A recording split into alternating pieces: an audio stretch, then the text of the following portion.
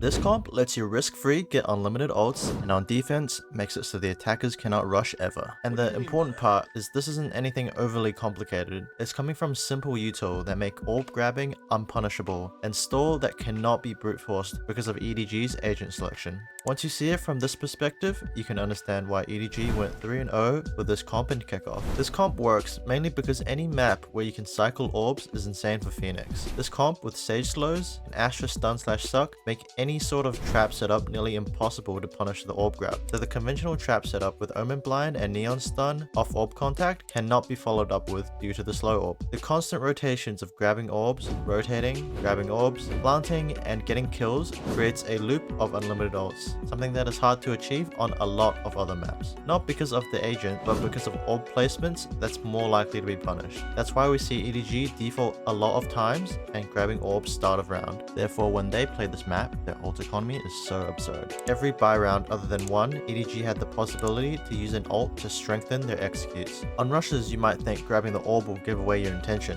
but you're already using util to bait out the first wave of counter util, such as mollies, so you don't have to worry about giving your intention away by tapping the orb. But here's a key misunderstanding. People think you give away intention too quickly by tapping the orb and using a slow or dog, but realistically, no one is rotating off that util. Only when there is confirmed information on numbers, then they'll more likely move. Even if they do rotate, the site coverage is so immense with Astra utility, Phoenix Molly, and Sage slow orbs, which stops further flooding. So even if they do have 2 people on site and 1 person ready to flood, it's still favorable to purely go for trades on site. So with this mindset, the cycling orbs game plan is pretty much foolproof against the standard double duelist Viper comps. Map control utility falls into 2 categories. The single target utility, for example slows and stuns, these are strong at targeting specific areas, but have limited coverage. And then we have AoE utility, such as flashes and recon. These have wide coverage, but in general less powerful than single target utility. But the key part isn't about the specific utility itself, it's more about the map structure. So with Phoenix and Yoru, their AoE utility is far more flexible and usable across most places, except extremely tight or overly open areas.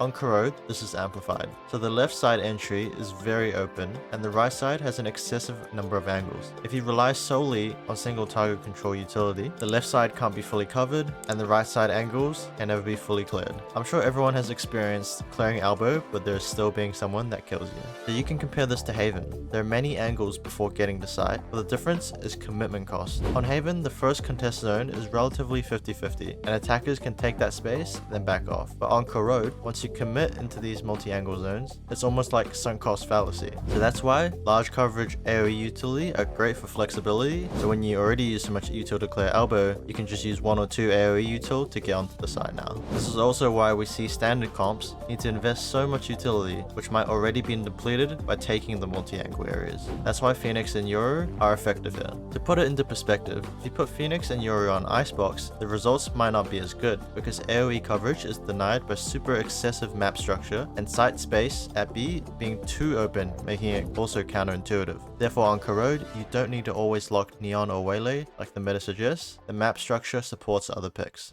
Downsides of this comp are, biggest one is having no Viper wall mid, which means there's 0 passive pressure across the round. Mid is essentially given the defenders every round. This becomes important later when we talk about JDG's macro. JDG were too focused on setups and anti-exec. They didn't realize the comp has no Viper, so mid is a weak point, and no Senti means grouped or Yoru pushes for reclears are good. JDG were also way too passive and not even attempting to set up trap setups to counter EDG's defaults. They also didn't limit test much with Yoru or Neon, essentially letting EDG go wherever they want at any point in time with no resistance or looking to reclear off macro timings. Sage is extremely strong on post plants and entering the site. On Corrode B, executes are awkward because of the CT and B link angle, forcing the attackers most of the time to have to focus on one. So slows in the B link disable any flood attempt, allowing focus to be on CT, and a wall in CT let EDG focus on B link and only one side of the 180-degree angle instead of being exposed to an extra 270 degrees. On A, the CT wall creates further cover and 90-degree unfavorable angles retakers need to worry about. The Astra pick on this map is slowly becoming more conventional. Omen on Corrode defense seems weaker now because of the fact most lines are straight corridors, so the distance nerf makes it hard to blind the second wave of people coming out the choke, and it forces Omen to play closer to get value. This isn't about Astra being stronger than Omen, it's about where you get to choose to take fights on the map. So Astra on the other hand can play close and use her stalling util, or get the choice of playing further away and still do the same job. That flexibility is important on Corrode. This opens up plays like this one, where Smoggy delays with util from a very low risk position and gets free kills off the narrate short eye. But Omen here cannot delay if you wish to play in heaven to get kills off the eye, so the round could have panned out extremely differently. The Sage pick on defense is a good replacement for last meta's Vise. Currently, no Sentinels have good stall capability. All util is breakable or avoidable via the heavy W key movement meta. Cypher can be dogged and timed through. Chamber and Veto util can be baited, but Sage is another story. She makes it straight up impossible to enter sight. Even Neon sprinting through a slow becomes a very easy kill. This completely shuts down the common first wave bait util into second wave hit tactic, because you cannot possibly bait out the absurd amount of delay util this comp has. Some other downsides with this EDG comp, because mid info is generally always defender favored now with no Viper Wall, EDG macro movements can also become more readable. If defenders have good internal clocks and one player observing mid, they can base plays of Phoenix Sage fade pressure on the side lanes and look for internal clock reclears and duels. This makes it slightly more readable for quick on-the-ball defending teams compared to Viper comps. But all in all, there is unlimited ult value on attack and insane stop potential on defense. That's the real power of this comp. If you found today's episode useful, don't forget to subscribe. I'll be uploading weekly.